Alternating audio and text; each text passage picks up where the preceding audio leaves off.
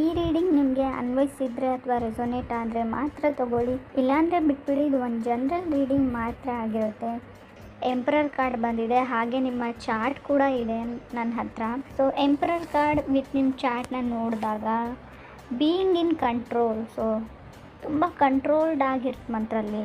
So ನನ್ನ ಕಂಟ್ರೋಲಲ್ಲಿ ನಾನು ಇರಬೇಕು, ಯಾವುದೇ ಕಾರಣಕ್ಕೂ ನನ್ನ ಮಾತಿಂದ ಆಗಲಿ, ನನ್ನ ಬಿಹೇವಿಯರಿಂದ, ನನ್ನ ಆ್ಯಕ್ಟಿವಿಟೀಸಿಂದ ಯಾರಿಗೂ ಹರ್ಟ್ ಆಗಬಾರ್ದು, ಅದು ವಿಯರ್ಡ್ ಆಗಿ ಕಾಣಬಾರ್ದು ಬೇರೆಯವ್ರಿಗೆ ಅಂತ ಅಂದ್ಕೊಳ್ತೀರ.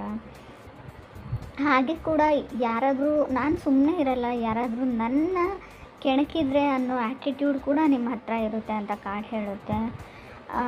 ಡೈರೆಕ್ಟಾಗಿ ಹೇಳಬೇಕಾದ್ರೆ ನೀವು ನಿಮಗೋಸ್ಕರ ಇರುವಂಥ ಮಂತು ಅಂತ ಹೇಳ್ಬೋದು. ರೀಚಿಂಗ್ ದಿ ಟಾಪ್ ಅಂತ ಹೇಳ್ತೀನಿ ನಾನು ಎಂಪರರ್ ಕಾರ್ಡ್ ಇರೋದ್ರಿಂದ. Show of time.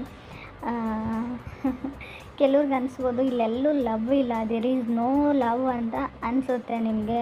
Second card lovers card ಬಂದಿದೆ, ಇಲ್ಲ ಅಂತ ಅಂದ್ಕೊಂಡ್ರು ಕೂಡ. ಸೊ ಡೈಲಿ ವೇಕಪ್ ಆದಾಗ ನೀವೇನೋ ಸ್ಯಾಡ್ ಮೂಡಲ್ಲಿ ಹೇಳಲ್ಲ, ತುಂಬ ಮೋಟಿವೇಟೆಡ್ ಆಗಿರ್ತೀರ. ಈ ಮಂತು ವೇಕಪ್ ಕಾಲ್ ಥರ ಇರುತ್ತೆ. ಎಲ್ರಿಗೂ ಹೆಲ್ಪ್ ಮಾಡ್ತೀರಾ ಫೈನಾನ್ಷಿಯಲಿ. ಸೊ ಹಣಕಾಸಿನ ವಿಷಯದಲ್ಲಿ ನಿಮ್ಮ ಫ್ರೆಂಡ್ಸ್ಗೆ, ನಿಮ್ಮ ಫ್ಯಾಮ್ಲಿಗೆ, ಸೊ ಅವ್ರ ಬಿಲ್ಸ್ನ ಕೊಡೋದ್ರಲ್ಲಿ ನೀವು ಹೆಲ್ಪ್ ಮಾಡ್ತೀರಾ ಅಂತ ಕಾರ್ಡ್ ಹೇಳ್ತಾ ಇದೆ. ಥರ್ಡ್ ಕಾರ್ಡ್ 7 ಆಫ್ ವಾಂಡ್ಸ್ ಬಂದಿದೆ. ಚಾರ್ಟ್ ಏನು ಹೇಳುತ್ತೆ ಅಂದರೆ 7 ಆಫ್ ವಾಂಡ್ಸ್ ಜೊತೆ ನಾವು ನೋಡೋದಾದರೆ ಮೇ ಬಿ ನಿಮಗೆ ಯೂನಿವರ್ಸ್ ತುಂಬ ಹಣ ಕೊಡ್ಬೋದು, ಸಕ್ಸಸ್ ಕೊಡ್ಬೋದು ಅಂತ ಹೇಳ್ತೀನಿ. ಬಟ್ ಎಲ್ಲನೂ ಇದೆ, ನಿಮ್ಗೊಂದು ಭಯ ಅಂತ ಇರುತ್ತೆ, ಸ್ಕೇರಿನೆಸ್ ಅಂತ ಹೇಳ್ಬೋದು. ಅಥವಾ ಬೇರೆಯವ್ರಿಗೆ ಯಾರಿಗಾದ್ರೂ ನಿಮ್ಮ ಬಗ್ಗೆ, ನಿಮ್ಮಿಂದ ಅವ್ರಿಗೆ ಭಯ ಆಗ್ತಾಯಿದೆ ಅಂತ ಕೂಡ ಕಾರ್ಡ್ ಹೇಳುತ್ತೆ. ಆ ಥರ ಯಾವುದಾದ್ರೂ ತಪ್ಪು ಕೆಲಸ ಮಾಡಿದಾರೋ ಅಥವಾ ಏನೋ ಗೊತ್ತಿಲ್ಲ, ಸಮಥಿಂಗ್ ಸ್ಕೇರಿನೆಸ್ ಇದೆ. ಆಲ್ರೆಡಿ ಹೇಳಬೇಕಂದ್ರೆ ಅವ್ರಿಗೆ ಟ್ರಸ್ಟ್ ಇಶ್ಯೂಸ್ ಇದೆ, ನಂಬಿಕೆ ಪ್ರಶ್ನೆ ಅಂತ ಹೇಳ್ಬೋದು. ನಿಮಗೆ ಅವ್ರನ್ನ ಆಗ್ತಾ ಇಲ್ವಾ ಅಂತ ಕೂಡ ಕಾರ್ಡ್ ಹೇಳುತ್ತೆ.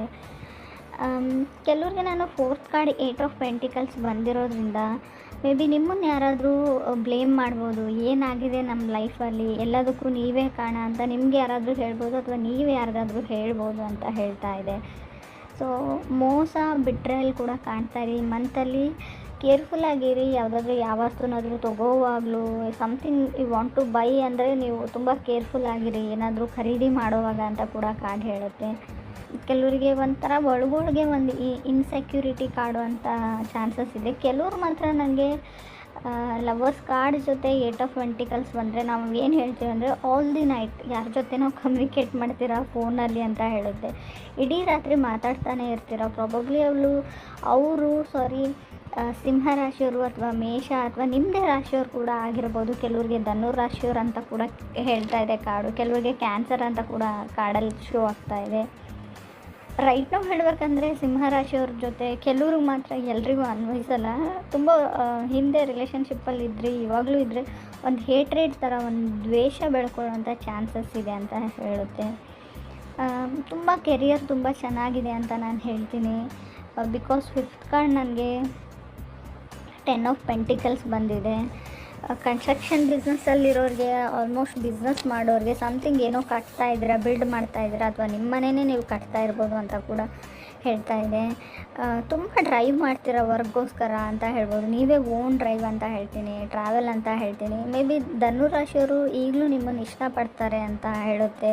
ಕೆಲವ್ರಿಗೆ ಹೊಸದಾಗಿ ಕೂಡ ಇರ್ಬೋದು. ರಿಯಲ್ ಎಸ್ಟೇಟ್ ಅಥವಾ ತುಂಬ ಜನರ ಜೊತೆ ನೀವು ಕೆಲಸ ಮಾಡ್ತೀರಾ, ಬಿಸ್ನೆಸ್ ಪಾರ್ಟ್ನರ್ಸ್ ಇದ್ದಾರೆ ಅಂದರೆ ಮೇ ಬಿ ಅವ್ರು ನಿಮಗೆ ಮೋಸ ಮಾಡೋ ಚಾನ್ಸಸ್ ಇದೆ. ಎಲ್ರಿಗೂ ಅಲ್ಲ ಫ್ರೆಂಡ್ಸ್, ಕೆಲವರು.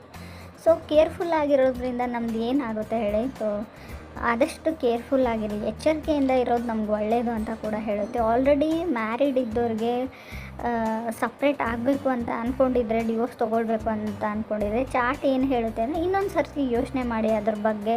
ಸೊ ಆಮೇಲೆ ರಿಗ್ರೆಟ್ ಮಾಡ್ಕೊಳ್ಳೋವಂಥ ಚಾನ್ಸಸ್ ಇದೆ ಅಂತ ಕೂಡ ಕಾರ್ಡ್ಸು ಹೇಳ್ತಾ ಇದೆ. ರೀಥಿಂಕ್ ಮಾಡಿ.